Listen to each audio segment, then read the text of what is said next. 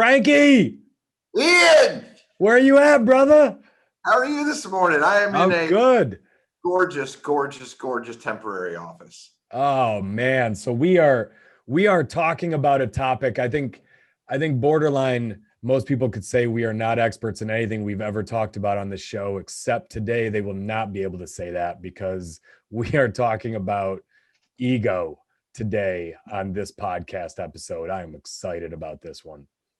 This is it's gonna be an interesting topic, I think, and we put a lot of work into the time frame leading up to this, and it took a long time to get the agenda right.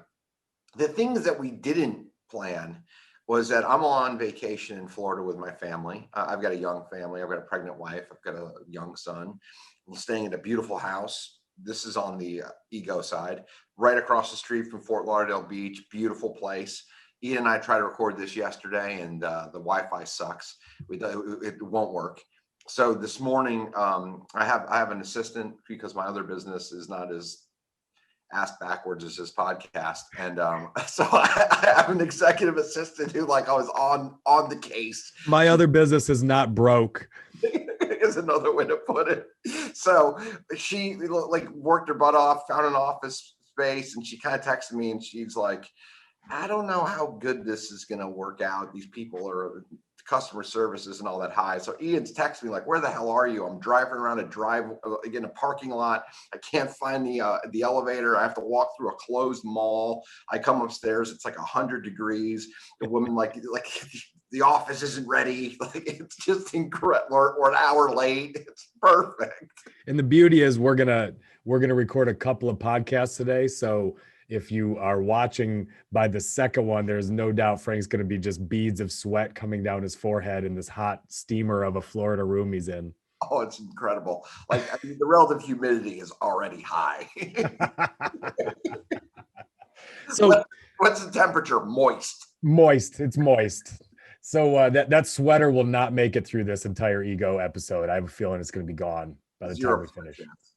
So one reason we want to talk about this today, actually, this is our first episode we've done as a request from one of our many legions of subscribers. We are up to 151 subscribers, and one of them watched long enough to ask us to do a different episode, which we are both very excited about. We immediately said, sure, we're in. We'll do it Friday. Our egos are so fragile about what we're doing here. And if there's any real value, we're like, yeah, well, we're going to do that. Okay. I hope we get to a place in life where we say we might get to that in a few months. But right now, if you ask for one, we do it on Friday. Like Michael Stipe being on stage screaming, I'm not a jukebox. Like, we're not there yet. Okay, so you want that topic? Okay, will you subscribe? Good. Will you give us a review? Yes, we'll do it Friday. No problem. Steal your sister and your mother's phones and give us 5 stars, please. We'll make sure we take care of this. That's a lesson. When you're starting a business, you should treat every customer like they're your only customer, because They probably are. This might be the only person listening. So it's like, will you listen to the whole thing? Okay, we're in. We'll do it. And we love you, buddy. We're not going to call you out by name, but we love you. Thanks for the support. So the topic being ego, and we want to come at this from two different places, because I think people get the term ego mixed up with egotism. There's a difference between having a strong ego, which we believe is very positive, and being egotistical, being an egomaniac, with sliding over to narcissism. Egocentric, all of those things. Yeah. And I think, ego, the definition of ego is just a person's sense of self-importance. That's all it is. And without ego, you don't accomplish anything. There's no confidence, there's no push, there's no drive, there's no competitive fire. You really don't care about your self-importance at all. So to say that any successful person has no ego is really just a lack of understanding of what the word means in the first place. And I think an ego, if you look at, Frank has a 2-year-old, I have a 7 and a 10-year-old. They don't really have egos. They don't, kids, you really don't develop an ego until you get a little bit older and you start to feel your self-importance, feel yourself through. It starts to really you start to see it a little bit with 9 and 10-year-olds when they get on sports teams and their confidence, and but it really develops more into your teens and early 20s, and can keep growing from there. Frank, when's the first time you ever remember thinking about an ego? So the first time I ever really was confronted with I have an ego, I was 20. I just graduated college, so I was somewhere between 22 and 23. I was dating a girl, and her name was Paris. So far be it from her to she understood, right? Boy, Frankie. Right. And she told me that I had an ego, and I remember feeling like I was kicked in the stomach in a way. Like I had an ego. I thought it was a really, really bad mark against me. We've talked about this in the past about, I barely got into college. It wasn't like I set the world on fire with my SAT verbal. So for me, ego was like, I didn't know that like what it meant, like Ian was talking about, but it kind of took me back, and I thought it was something that was like a black mark against me. Yeah. And I think that goes to show what kind of an ego you had. Frank's early life, he only dated girls who had city names or state names.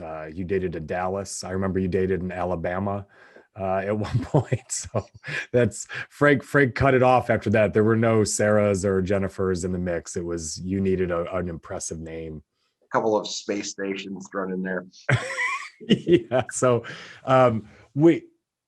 as we kind of chewed on this a little bit to talk about the topic, a name interestingly came out to both of us. When I think of ego, I always think about sports, and I think about music, and I kind of think of those two in just about every context of most of these podcasts. But so many bands have been destroyed when someone in the band, or all of them, their sense of self-importance outgrew the band. So an obvious one that stuck out to me was David Lee Roth. That was, someone that they found in a karaoke bar, and clearly the secret sauce of Van Halen was the guitar work in the band. And you have arguably a top 2 or 3 guitarist of all time, and yet David Lee Roth thought he was the man. And the truth is, they could have found any long-haired blonde dude to put in the front of it. And after David Lee Roth left, nothing happened with his career. And Van Halen kept putting out #1 albums for another couple of decades afterward with Sammy Hagar. And Sammy Hagar was smart enough to know, hey, I wasn't that big without these guys, and I'm really big now. And so he kept it in check after. Axl Rose is another one we talked about. And one that we brought up was Smashing Pumpkins. So, Smashing Pumpkins had 7 top 10 hits from 1994 to 1998. And they kept making music for the next 15 years, but they only had one after that. And a lot of critics, they kind of put that on the lead singer who wrote most of the songs, Billy Corgan.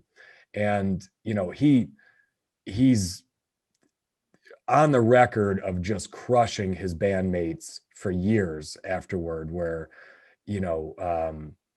one, he had them replaced, brought them back multiple times. He's quoted as saying, I wrote all the songs that propelled the band to another level. And even those that gave me something valuable, if you look back, our 30 best songs were written on my own and not collaboratively. I think that trumps the argument. The things he said about his own band members, just off-putting for fans who liked the whole band. We didn't follow Billy, we followed the Smashing Pumpkins. And I think that ego really was a downfall, for the band in general, just like so many others. Well, what we're going to talk about a little bit is like the back and forth, right? Like, how much ego do you have to start a band? Like, you've got to be pretty sure of yourself to start a band. They did a double album, like it was incredible. And they start off with a piano solo. Like, I remember, like, my buddy ran the gym that we worked out at, and I put that album into the disc player in college, and everyone's like, what the hell? Because the first 1 minute is piano. It's like, who grandma came in here and put in piano. But they were so arrogant, and they were so confident that song completely crushed, and so did that entire album. But they started with piano. It's kind of something that like Freddie Mercury would have done. But there's a harnessing of it and there's a non-harnessing of it. So when Ian and I got on the Smashing Pumpkins, I was like, I got to tell a story. So this is incredible. I'm gonna kind of set the scene a little bit. This to us is ego run amok. So I live in Charlottesville, Virginia for about 7 years. And we've talked about this before, and I've kind of mentioned this person in passing, but Dave Matthews Band rose from Charlottesville, and the leader of the manager of Dave Matthews and other bands is a gentleman by the name of Corin Capshaw. And Corin Capshaw ran a huge company called Red Light Management, and they do all the Dave Matthews tours and all. Like they're huge. They're huge in the industry. But there was this like dead end at the end of a pedestrian mall, and it was this gentleman's idea to turn into a venue. And his idea was, we'll get acts that are traveling between the Northeast and maybe like Charlotte or Atlanta, and we'll get them to just pick up an extra show. So I lived there for 7 years. I had access to the pavilion, and we saw awesome shows. Ian, like you and I went to a couple of shows there together. We brought your son to one, but I mean, I saw it was either people who were emerging or maybe people who were on the downward slope. People that I saw were Kenny Rogers. I saw Alanis Morissette, Hootie without the blowfish and before he was a country star, Randy Travis, George Thorogood, and like even Snoop.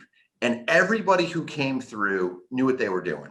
They were playing like a Tuesday or a Wednesday or like a Sunday. It was, they were playing their hits. They were playing to the audience. And they were picking up a check. Like Smashing Pumpkins would have gotten like 50 grand to play this venue. And so what they do is they come out and they play like 3 or 4 of their best songs. And then Billy Corgan basically says, we're going to play our new stuff now. And the audience was like, they kind of booed. And he went bonkers, like absolutely fucking bonkers. He starts screaming at the audience and he starts cursing, something we would never do to our podcast listeners, but he's literally becoming belligerent with the entire audience. And they played like 4 great songs and everything else stunk. It was all the new stuff. Like it was awful. Like my girlfriend at the time was this meek woman who was like very, very polite and very kind. She threw something at the stage. She was so agitated. Like it was incredible. So they leave, and on a just morbid curiosity, we're like, we got to see what they do for an encore. And what they did for an encore is they went backstage, they put on silver kilts, and they came out with kazoos. He played kazoos, he wore a silver kilt, and he goes, fuck you, we're playing kazoos. Fuck you, we're playing kazoos. like just meltdown. And like, I've never listened to a Smashing Pumpkins song since. This is like a decade ago. You know, what's phenomenal about that whole story and everything is, we remember always when someone's ego melts them down. We remember Antonio Brown destroying his career at the end, and we remember Axl Rose, falling apart. But the other side of it, and so then we blame ego. We say, look at that ego. But, the other side of that is, we know Billy Corgan's name. We know Antonio Brown's name. We know Axl Rose's name. We know David Lee Roth's name. Yeah. We know their names. And we know their names because they had strong egos that propelled them to success.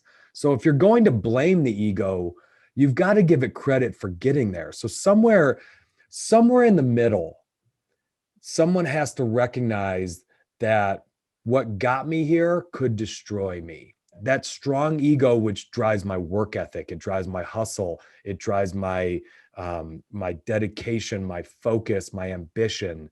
It's like Icarus getting a little too, you got those wings, but you get a little close to the sun, those wings burn and you're dead.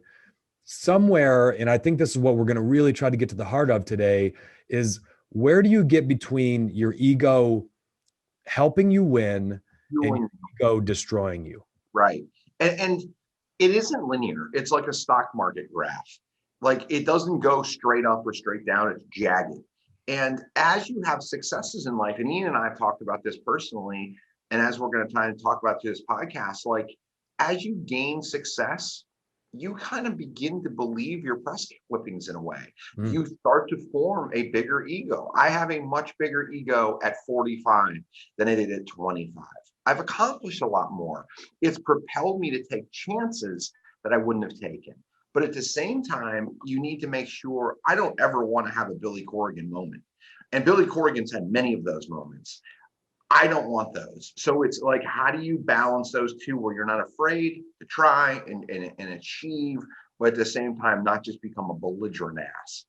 And I think a lot of that, when you talk about youth too, especially when you're starting in a career, I can remember right out of college, I was on the technical sales leadership program, right? And that felt important. That felt like a big deal.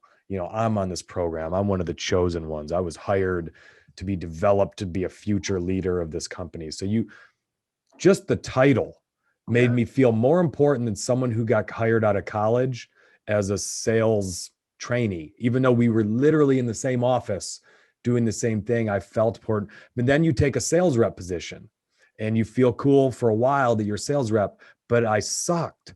I was 110th out of 110. So my ego was not too big being a sales rep as soon as I took it. And then you get a management job and you feel good, but you're not good at it at first. And your ego really only starts to show. The ego drives you to get better at those jobs, but it only shows when you get good at it. And when you get good at it, then your ego can start to tip the other way. So that ego helps you of, oh shit, I'm the worst sales rep in this company.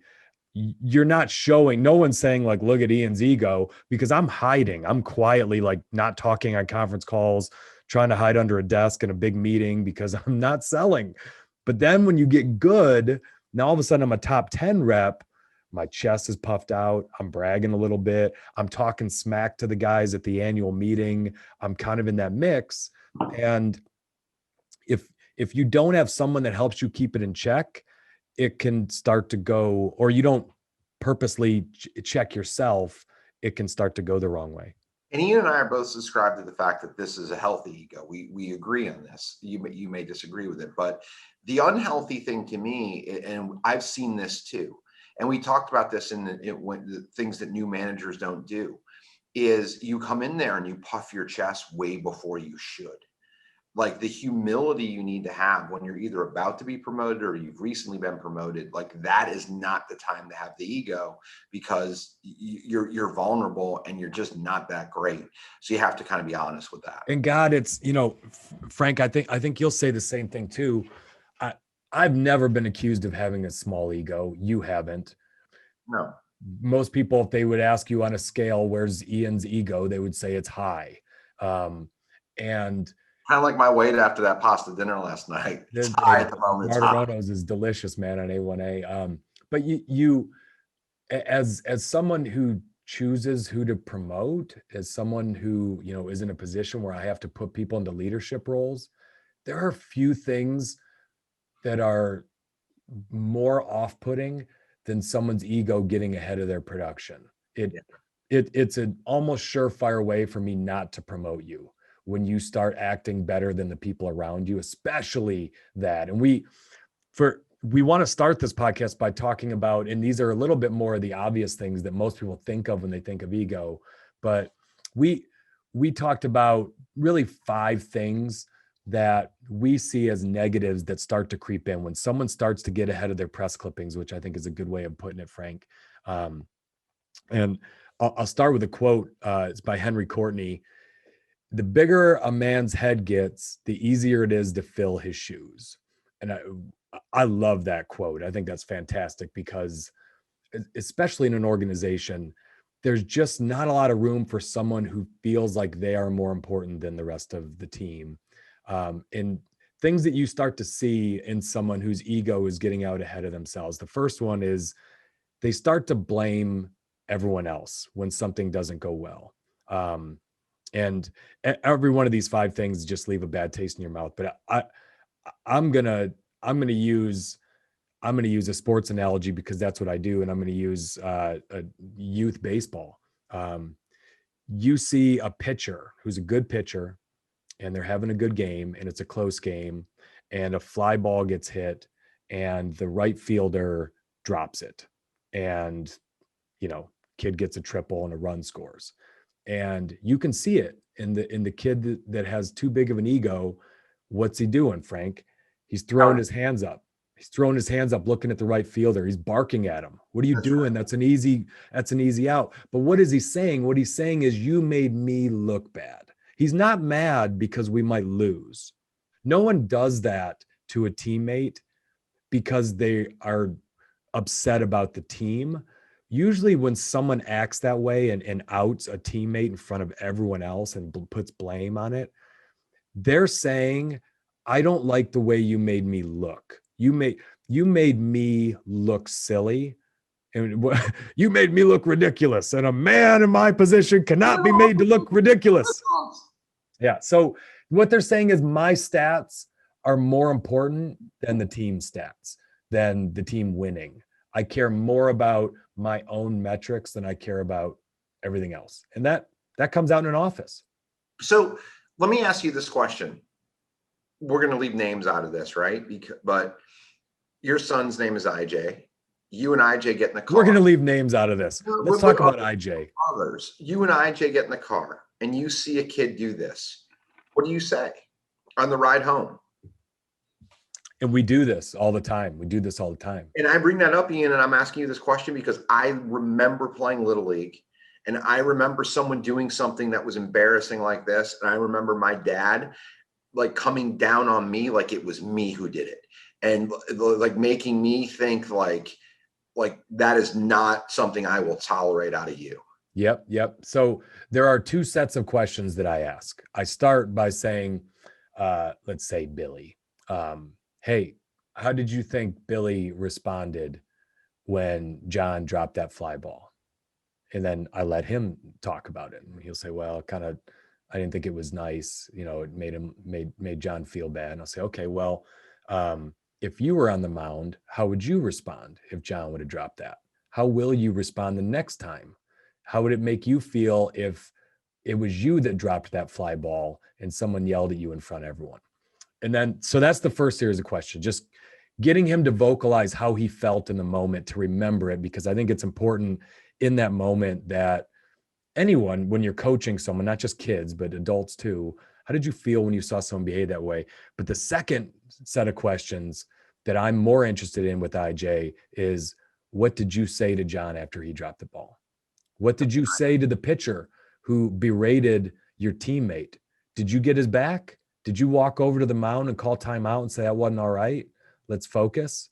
Did you go pat that right fielder on the back afterward and say, we'll get him? Everyone makes errors. I do too. And if you did an IJ, why? Why did you just sit and watch him get bullied? That's your teammate. Your job, as a leader on this team, is to call out bad behavior and to also go pick that kid up every single time, because you're going to make errors too. So I think a great way to talk about this in the business setting is to talk about, I'm going to use an example where we do a lot of closings with real estate, and we can very easily blame our title company for things. And what I do as a manager, and then the people now who manage outside of the business, what they do is they call the accountability back to the sales rep and say, look, this is your file. If this isn't closing, it's on you. So we can blame other people, but ego is blame. The right side of ego is accountability. It's taking accountability. It's understanding it. If someone makes a bad play and you yell at them and you're pissed, but 2 or 3 minutes goes by and you pat them on the back and you're like, look, that was a mistake. I'm sorry. I need you. I apologize. I screw up too. That's part of the human equation. And that's part of that's being normal. Like, caring is also good, but being over caring or going to that side and only going there is where your ego can get you into trouble. And think about it too, Frank. Think about the parents in the stands that are just yelling at their kid the whole game, or the coach who's just chewing out his kid on the mound who can't find the strike zone. What is that? As you sit and watch that, what is that parent saying, inadvertently? What are they really doing when they're yelling? Whose ego is on display? Theirs. It's not about the kid. It's about themselves. And the kids, by and large, in youth sports, work all the stuff out themselves. It's parents that you need to manage. And I haven't I mean, I'm 45 years old. I haven't played youth sports in decades. But I still remember the parents who showed up that were screaming and yelling. I remember the parents who were drunk. I remember the parents who berated referees or officials or umpires. Like, and they're, what's funny is 30 years later, you look at some of the things that their kids have done, kids that I played with, and it doesn't age well. It doesn't age very well at all. So you have like that's ego run amok in a lot of that when you go to blame others. Yeah. So when you see them blaming others, that it's a really good sign that their ego is just way out ahead of them, because what that parent should be saying is, I haven't done a really good job of working with my kid. What I normally see from parents that are acting this way, I just want to be like, play catch with your kid more. It's not on the kid. It's not on the coaches. You need to go play catch more. You need to go in the backyard and hit with your son more, not yell at him for striking out in a game. It's too late. You did a lousy job of preparing your son, and that's okay if you don't have the time to spend, but then don't make him feel terrible during the game because your ego feels like, well, it's my gene, so he should be good at hitting. No, he shouldn't. You should have spent more time with him. It's too late to yell at a kid in a game. You didn't put the work in. That's on you. Don't make the kid feel worse. So we're going to transition into acting superior, having a superiority or a God complex. And I'm going to let you kind of bring this one home, but I want to talk about the first time I remember seeing this. When I was a kid, I started working at the Outback Steakhouse, and the Outback Steakhouse is a pretty cool place back then. It was early. Quit saying back then. Outback is great today. Let's go. But it was an awesome place, and I worked there with Nickel. We got jobs there at 15 and 16 years old, and it was awesome. It was like and I took a lot of pride in my job there. And I had Real quick, did Nickel get Employee of the Month more than you or less than you? He's going to argue with you that he got it more, but he absolutely is wrong. And I won Employee of the Year, and he never did. So it was me, absolutely. Because back in that day, I could see you sucking up more and getting that award over Nickel. Yeah, I was just a better worker. But I mean, we don't need to we don't need to disparage. But the point is here, we had a lot of great leaders there. We worked in the Coral Springs Outback, and then we grew up and we moved off to college and we went to the Gainesville Outback, and all of our leaders were great people, great men, people we looked up to. They helped define us. And I think Nickel might have been gone by this point because he left a few years before I did. But I had a boss come in and he referred to everything as his. He's like, this is my store. This is my refrigerator. This is my this or my that. And I remember thinking, like, I've had a lot of bosses. You're the first one to come in and call everything yours. And it really turned me off. And it wasn't something that made me, I still worked hard and I still cared. But if that was my first exposure, I probably wouldn't have cared as much as I had because of the people who came before him that led me. And I don't know. Have you had experience with that, Ian, where someone takes a lot of possessive over what's happening? Yeah, and it's particularly funny in a big organization. You see mid-level managers who start to believe that they had some role in building the company. You know, this big publicly traded company has been around for 50 years, and they start saying my and I and my team and all this all the time. I'm thinking of a mid-level finance guy that was in my company that every time he would give a presentation, he would talk about my balance sheet and my cash and, my controls. And, you would just sit there and look and be like, you didn't found this company. You're the 3 down from the CFO, 2 down from the CFO. You've done nothing other than you balance Excel sheets and accounting, and you're talking about you never started a company in your life. It's not your cash. It's a publicly traded company. And when you're gone, there'll be some other person doing Excel sheets and finishing up the books at the end of the quarter. So it's funny to hear people saying my in big organizations. It's one thing for you to say my cash, because that's literally Frank Cava's cash. You have loans tied to your house and personal debt. And when you say those things, well, okay, that's that's yours. I get it. But when you say in a big company, boy, you're a clown. So this is not the manager I referenced earlier, but this is someone we work with, and during Outback, during college in the 90s.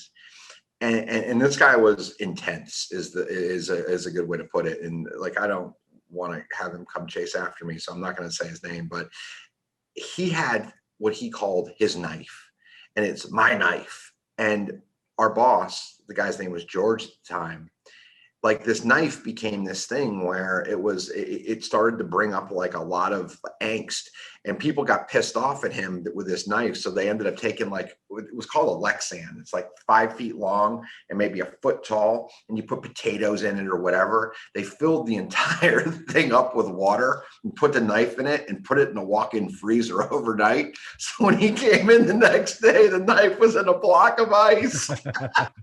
It's kind of like Jim putting Dwight's stapler in the Jello mold. Exactly. So like, this guy's going bonkers, and George is like, all right, enough. Like, and he's yelling, he's cursing. He's like, that isn't your knife. It's my knife. The guy who owned the store, the proprietor of the store. But that's the kind of thing where, but George never said that, because it was just assumed, because of leadership and things like that, that it is his, because we all work for him and his name was above the door. So, but that's the right time to kind of to put your foot down and say something is mine. But in many, many instances, it's off-putting. You know, where I see it also is you hear sales reps complain up to a manager that, do you know what this person said to my customer? And it'd be like, wait a second, your customer? You know, you're on a team of 5 people who talk to that customer. It's our customer. It's not your customer. And that means, hey, I did my job. This person screwed up, so I shouldn't be blamed. So let me protect my ego because I'm doing a great job. That comes in, you know, think about a tech company that has a number of engineers, and one of the first engineers is upset that someone who was recently hired messed with my code. Well, it's not your code. We raised money to pay for everyone's salaries to build kids' investors' code. It's, you know, that thought process is everywhere in business, where people start to truly believe it's theirs, their idea, their assets, and it's not. You work for an organization unless you are the owner and you have patents and trademarks and you put up the cash yourself. It's not yours. So I want to kind of close this part of this segment with this. I do own a business. It is an ego. It was lack of creativity that led me to put my name on the front door. So I try to never say my, and I never try to say I. If there are good things happening, I like to say we. If there are bad things happening, I try and say my, or I really screwed this up. The reason for that is this: I want other people to take accountability. I want other people to take initiative. I want other people to treat things, even though I started it, as their own, because that's how a business really grows. So if you're just suffocating people with my's and I's, they're never going to have a chance to embrace their job, make it their own, and really help you grow. By the way, you don't need to be an owner to do that, Frank. That's the kind of people that. Correct. You can do this in big companies. Oh, absolutely. Absolutely. I want to promote the people that say we when it's going well and that say I when it goes bad. I love what you just said. That should be on everyone's a post-it note near everyone's. It's we when it goes well and it's I when it goes bad. That's right. People get promoted. And it's a complete opposite of what happens with the pitcher in this story when he yells at the outfielder, right? Like, that's it. Like, the pitcher, the good pitcher, the pro pitcher, the person who we look up to looks at that outfielder and goes, I'm striking his ass out, the next guy. I got you. That's it. That's right. That's how this all works. And it's part of a work. It's part of a body of work. And again, this is a balancing act. Sometimes you need to take responsibility on the good stuff. Sometimes you need to give others that responsibility, and you need to balance it. It's not a one-stop shop or one size fits all always. But the default is credit goes to other, blame comes to me. And if you do that, that's how you build relationships, and that's how you can really keep ego in check and grow. Love it. Number 3 is shutting down vulnerability. So when you see someone who just refuses to be vulnerable, refuses to admit to a mistake, to say they screwed up, you know that their ego's gone a little too far for what they're doing. And again, this goes with tenure too. A new person in a role is usually quick to admit, kind of, unless they got a boss that's mean. Normally you're a little faster when you're early in a role to admit to making a mistake because people expect it more of you. The longer you're in the role, the more you start to think, well, I shouldn't make mistakes, or more is expected of me. So you go through these great pains not to admit a mistake. And one of the things that where I see this happen, just an example, new managers or self-conscious managers, a lot of times, they're very slow to admit to a hiring mistake. So everyone in the office is looking around saying, man, that was a bad hire. Why aren't they doing something about it? And a lot of times that manager is trying to hide the fact that they made a bad hire because it's their mistake, it's their fault. So they compound it by letting that person hang around way too long and trying to fix them. Whereas in a little bit more experienced manager, once you've done it long enough, you just know that there's not 100% hit rate on hiring. You don't always get a good match. You don't get it right. And so you learn to hire slow and fire fast and just admit, well, I got one wrong. That's not a good fit. And you don't make the rest of the office suffer because you made a hiring mistake. A lot of things with ego come down to you think you are more important, or you think what people, you put a higher value on how much time people spend thinking about you. And right here, that's perfect, because you're not going to fire someone because you're thinking other people might think you failed or you didn't do something properly.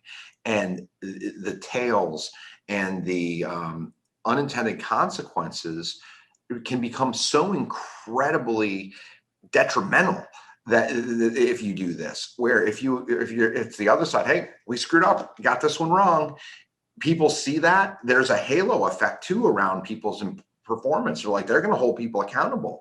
It's not just Frank's mistake or Ian's mistake. We made a mistake for this is part of it. And getting around that quicker is going to make it's ripping the Band-Aid off. And if you do a slow rip of that Band-Aid, it's going to make it worse. And it's, I think you said it right. It's, putting too much value in other people's opinions. If you make a mistake, do what's right for the company, do what's right in general for the customer. Don't do allow a what's mistake right to protect the legacy. Oh, I'm sorry. What's that? Don't allow a problem to get compounded because of your inability to look past the end of your own nose. Yeah. We, in a finance business I was in, we had a new leader come in, and he was certain that our problems were we had a lack of discipline, and so we needed more checklists. And so took our checklist that we had from half a page to like a 20-page legal checklist and made the entire company sign off on things. So what that turned into was about 40% turnover, and we lost some of our absolute best people. And rather than, 3 years later, the checklists were all gone. Almost everything from this big rollout and process had disappeared quietly. But it wasn't like, oh shit, that didn't work, and got rid of it in 3 months. It was slowly over 3 years, every month, something else would get taken off, pulled off, moved, to where it all got dismantled, but no one ever had to admit it was a really dumb idea in the first place, and it cost the company millions of dollars. That never got admitted. It just slowly went away over time to protect the one person's ego that rolled it out. So it's that tends to happen in an organization where you keep doing silly things because someone put their name on something. And so you keep these sacred cows until that person's gone, and the next person comes in and says, that was all dumb. And then it's all gone. And that's why it's healthy to have a little bit of turnover in executive ranks every once in a while. The sacred cows go away. I think the way to wrap this is we've talked at length, and personally and on the podcast, about not letting one error become two. Don't turn it into a little league home run. And that's essentially what's happening in business. That's what a little league home run looks like in business. Yeah. So number 4 on negatives with the big ego is you start to become very dependent on external validation. So someone who's got their ego in check, they know they're good, they know they're doing well, and they don't need pats on the back on a regular basis. They know they're doing it for the right reasons, and they don't need credit. They don't need to grab credit from everyone else on the team. And it, it's interesting. It's interesting when you look within an organization with this type of thing, and credit grabbing. It's a big reason. I'm going to go back to new managers, why they struggle, because you go from getting all the credit as a top individual contributor to you no longer get an award at a meeting. No one says your name at a meeting. You're the one handing it out. No one pats you on the head and says good job against your peers. You don't get ranked as often. And it takes you a while to adapt to that. And some people never adapt to it because they need that external, their ego needs that external validation. And I saw, at least myself, the higher up I moved in an organization, the less anyone ever said good job. CEOs don't say good job. The CEO doesn't come by and be like, hey, you're doing a great job. That just doesn't happen. Like your great job is your salary, your bonus, your executive stock options. Hey, if you're still working here and getting paid all that loot, that's a good job. But no one says it. You don't get that validation. So I was talking to somebody yesterday about this, and I'm living through this right now. For 12 years, I've been in business. And for the first 9, I did everything. But now I've got really, really talented people. I've got people who need runway, and I have to adjust, or I'm going to either thwart their progress, or they're going to leave, or we're not going to grow as a business. So, I need to I need to adjust. And I said in jest to someone a couple of days ago, like, I only get credit for bad things now. Like, that's it. Like, I get, like, my name gets associated with nothing good. And again, it's a humble kind of a thing, but that's where we're going. And if I don't embrace that, it's going to fall apart. So I want to tell 2 really quick stories here. We can move to the next one. So I got promoted as a mid 20-year-old to a job. And our area president came up to me after an awards banquet. And I'd already been promoted, but the awards were from prior achievements. And he said, congratulations, you had a good day. I'm like, thank you. And he goes, get used to not winning any awards now. That's over. And that's exactly what he said to me. Like, and I remember that was the last time I ever won an award in front of that group. But my award came on March 15th every year when I got a 6-figure paycheck for bonus, or I got stock options in the mail, or I got promoted to a vice president's role where I ran, another 50 or 75 people. So anything to add on that, Ian, or can I close this with kind of a humorous note? I do have a kind of a quick one on that that's funny. We did a president's club, and one regional qualified for it every year.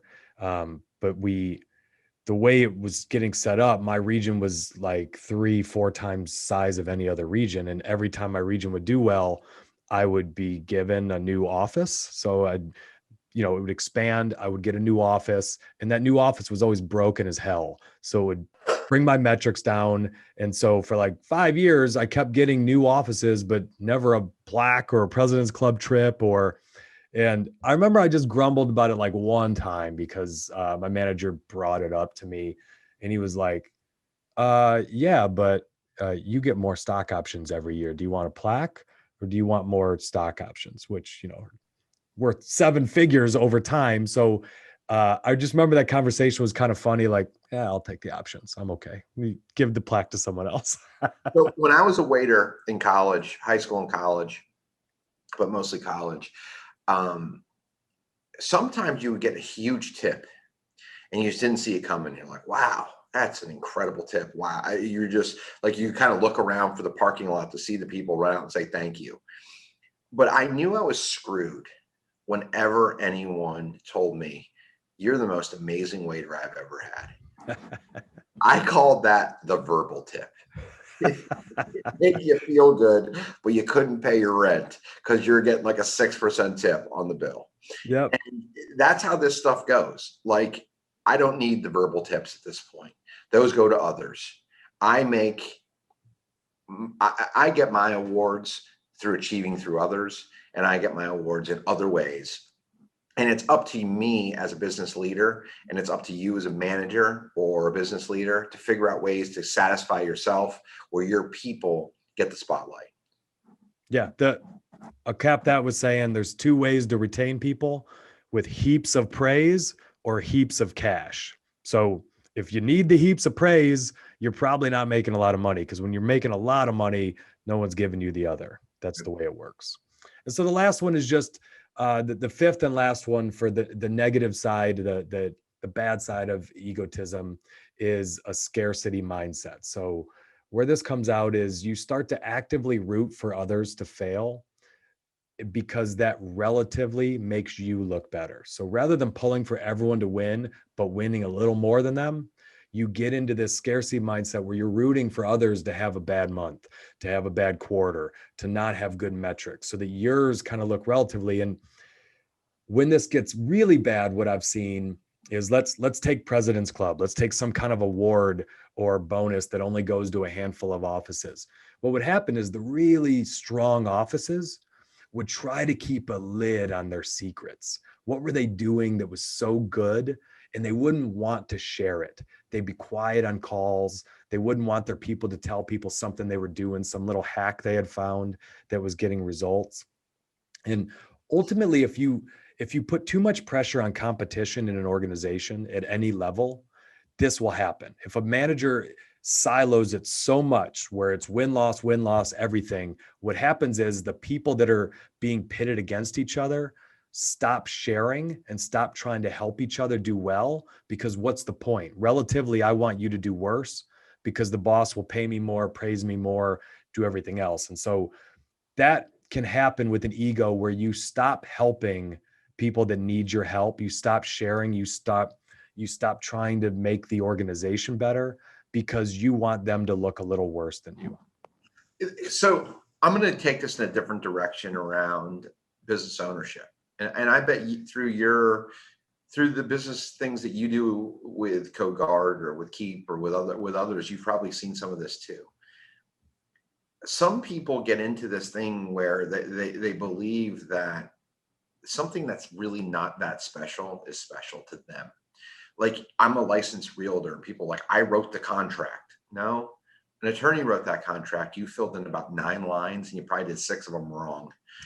Like, don't tell me you wrote the contract. Except Paxson. Paxson wrote every word. Every word, buddy. Number one guy in Indiana. He's on it. Mr. 5%. But the other thing that I see in a lot of instances is people will do detriment to themselves because they want to have this scarcity mindset and they don't want to share. But around the corner of sharing is so many things that can help yourself. You're so worried about not sharing, you're not open-minded to listening to something that somebody else does.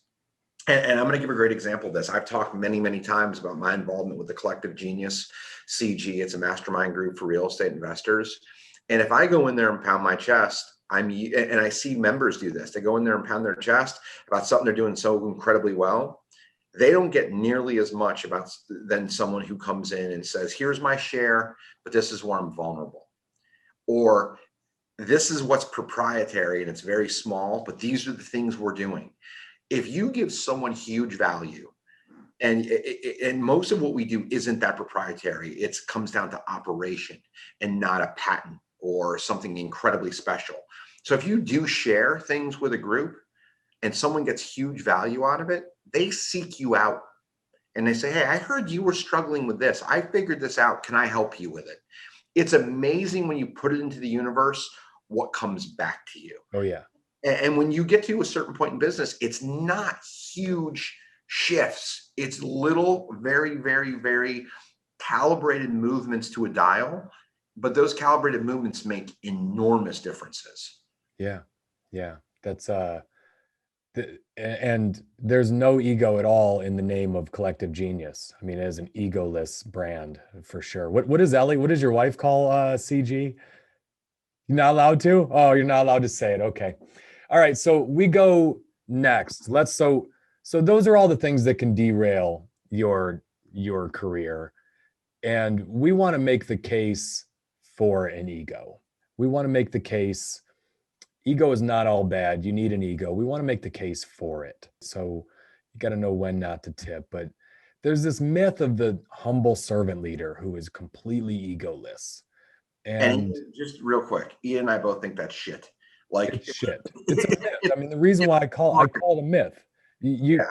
there are very few billionaires who are not highly opinionated, stubborn, persistent, uber confident. Frank and I just started listing, just for fun. We tried to list the most famous CEOs that we could think of, and they're probably the same names that whoever's listening would come up with. It's Jeff Bezos, it's Steve Jobs, it's Jack Welch, Bill Gates, Elon Musk, Gary V, Cardone, um, sports, Saban, Bill keep going. Belichick, Yeah. Urban Meyer, old school Lee Iacocca, Warren Buffett, Zuckerberg, A name, Mullally. a name many of you probably don't know, but he was a CEO of Ford and he was at Boeing before that. His name is Mullally. Keep going. These are not egoless people. No. These are very opinionated people who think very highly of themselves, who are stubborn as all get out, that go against the grain all the time. And you think about the things that Jobs did, you think about great inventors, Elon Musk, how many people told them their ideas were crazy? I mean, they're inventing things that have never been done. And think about how many people in rooms they would just overrule on a daily basis. This leads me to something that's kind of funny, but like if you've ever met Ian and me and our wives, like we've outkicked our coverage, no question. But both Ian and I are completely convinced that our wives are lucky to be with us, like no question. 100%. What's not to love? You know, and we, a guy that Frank and I are both big fans of, Frank because he's a Florida Gator, and me because I just think the way he invests his time and his life is really cool. Is Tim Tebow, you know, Heisman Trophy winner. And if you follow him on social media, everything is about philanthropy. Everything is about helping people that are downtrodden.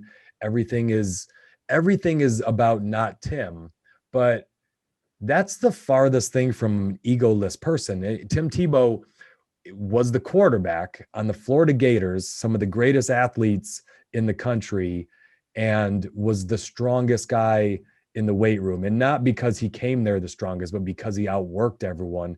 You don't do things like that. You don't win a Heisman Trophy because you have a small, that ego drove him to outwork everybody in the country to get to that place. Sure, he had natural talent, but Tim Tebow's ego is a big reason why we know his name. And everybody on scholarship at UF has talent. Everybody on scholarship to play football at Division I school was the best person in their high school, was the best person in their county, was like they were the best, like make no mistake. So once you get amongst others, like that comes down to self-belief, which is ego, and pushing yourself. Yeah, and look, not everyone loved Tim Tebow. You know, Tim Tebow was with the Denver Broncos and John Elway was the general manager, couldn't wait to get rid of him. His quote was, "Tebow's the most self-centered, humble guy I've ever met," which is a hilarious quote, you know, but truth is, you know, even if you're spending your time on things that are philanthropic, that are for other people, your ego is still driving a lot of the things that happen. So that's a person who's had tremendous success. And I would argue that he's someone who really understands his self-importance and what he can do to help others. His ego drives, it contributes to his willpower. I want to add something here quickly. Tebow is a great example, right? But so too are Mother Teresa or Gandhi.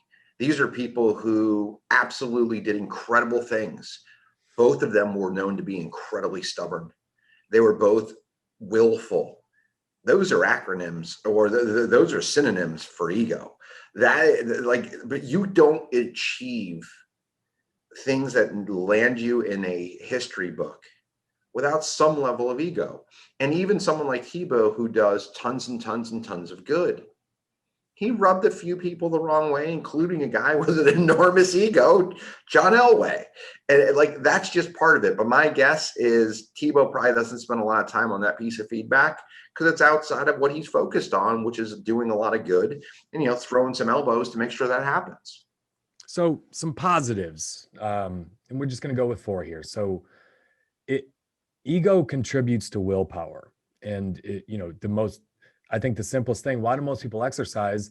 They want to look better. It's vanity. You want to look better. Sure, you want to be a little bit healthier, but what makes someone keep running after they've hit 3, 4, 5, 6 miles on a treadmill? What that takes willpower. That takes just sitting, running on a treadmill and staring at a wall. That takes willpower to stay on it, to get on it in the first place. That doesn't happen if you have no ego. If you really don't care about your self-importance, you wouldn't be on that treadmill. You just wouldn't. And so, I think one of the most positive things that an ego gives us is sustaining power, to keep grinding, to keep working, to keep pushing in a career. If you're not getting anywhere, to keep trying to solve problems, to get better at what you're doing. Without the ego, that's not happening. I'll say 2 things with it. First, with health and fitness, as you start to become a parent and you get a little bit older, you start thinking about health and fitness around maybe not a 6-pack abs or even being thinner, but I need to live longer to be around these people. Most likely those people aren't going to really need you. That's about you wanting to see those, your kids, your grandkids, your great grandkids. That's all about ego. In addition to that, if you stop what you're doing career-wise and you start your own business, Ian's done this. The beginning is harrowing. It's awful.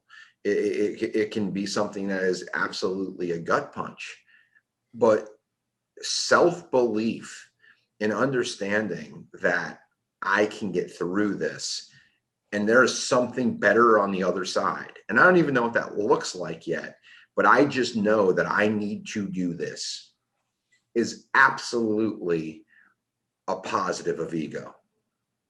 Yeah. Why didn't you quit? You just mentioned you went 8, 9 years where you're doing everything yourself. The first 3 or 4 years, you weren't even giving yourself any salary profit. You were just dumping everything. You weren't making any money or floating water. What made you not quit?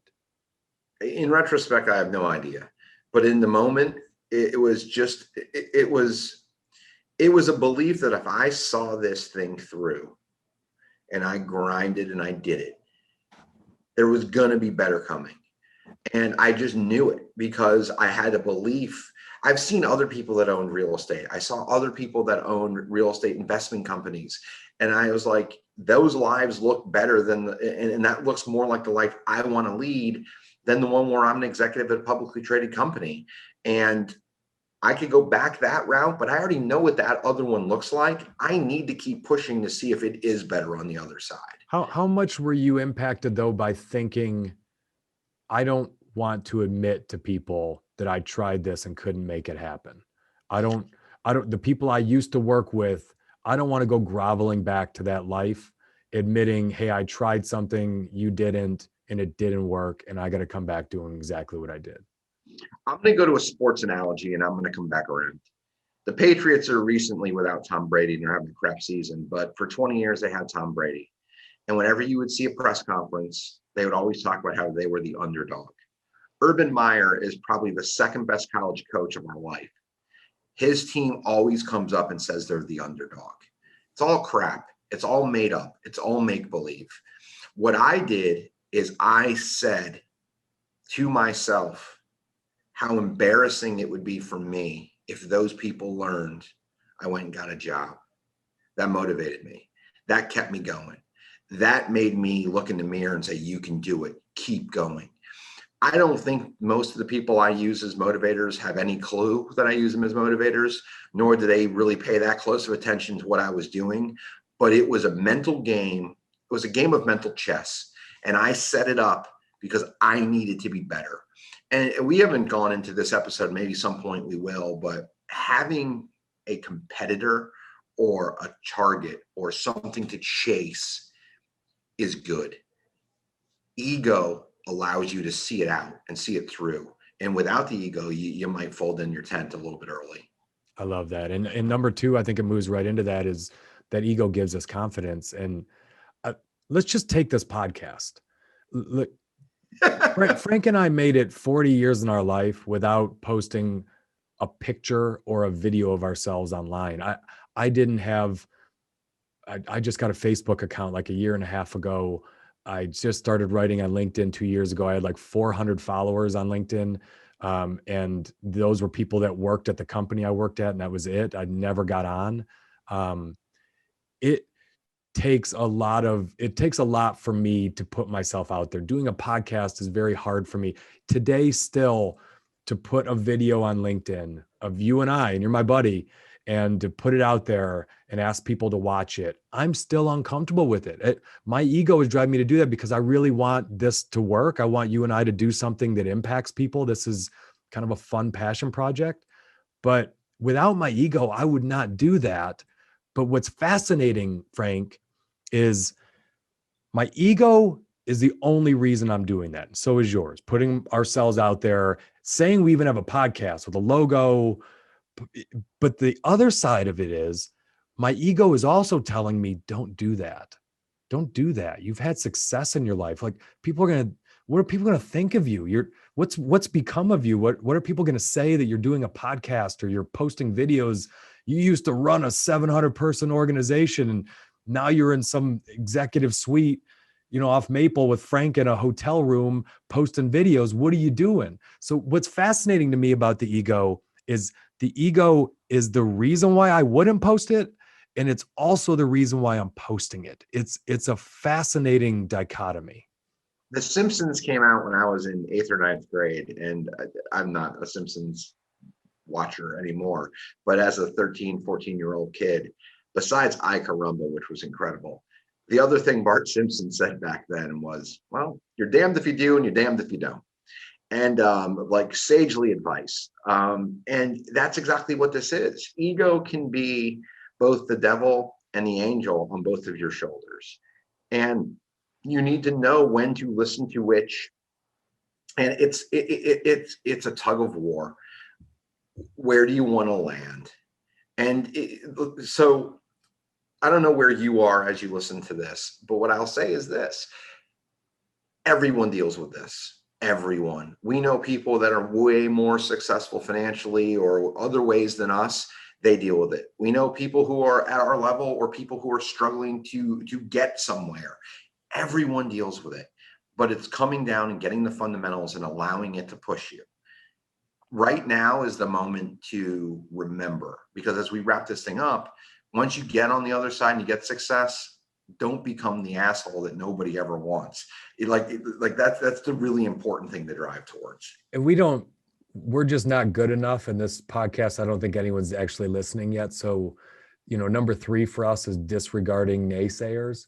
We don't have a troll yet. If you're listening and you think we suck, we actually would like to get our first troll that just kind of comes around and says, you guys suck. You guys are real losers. We did some homework. But I think part of that is anywhere you are is if you have naysayers, you have people that, tell you can't do it. How do you ignore those voices? It's Notorious B.I.G. saying this one is for all the people that told me I'd never amount to nothing. That one of the greatest intros to a song ever. And it's the ego lets you ignore other people's opinions that are negative, that might think what you're doing is not impressive, or don't want you to win. Just don't want you to win. Going back to the Outback Steakhouse, I don't know if I've told this story here or not, but Nickel and I can never talk about Outback too much for me. I love your Outback stories. So I'm a waiter and I'm 22 years old, 21, 22 years old. And this guy comes up to me and he goes, "Son, are you worth $100?" And I said, "Sir, I'm worth way more than $100. And I was pissed.